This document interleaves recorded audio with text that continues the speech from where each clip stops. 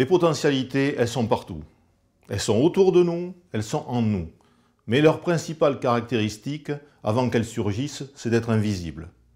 Et comme elles sont invisibles, elles font peut-être partie de ces choses que nous ne jugeons pas possibles, que nous pouvons penser totalement improbables, voire même dont nous n'avons pas la moindre idée. Les potentialités sont de l'ordre du surgissement quand elles se décident à apparaître. Elles surgissent, nous surprennent.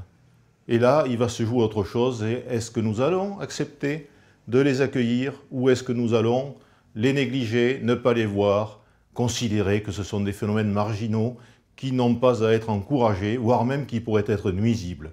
Parce qu'une potentialité qui émerge, c'est quelque chose qui vient déranger l'ordre établi. Cet ordre établi nous rassure, même quand il n'est pas confortable. Nous le connaissons et nous essayons de le retenir. Aujourd'hui, nous vivons une période de crise.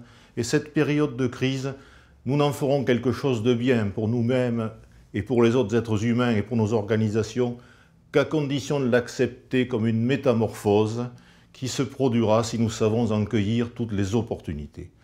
C'est à cela que vous invite ce numéro 3 de transition, à regarder la crise avec un œil positif, à regarder les autres avec un regard positif, de façon à en tirer le meilleur pour nous et pour notre société en transformation.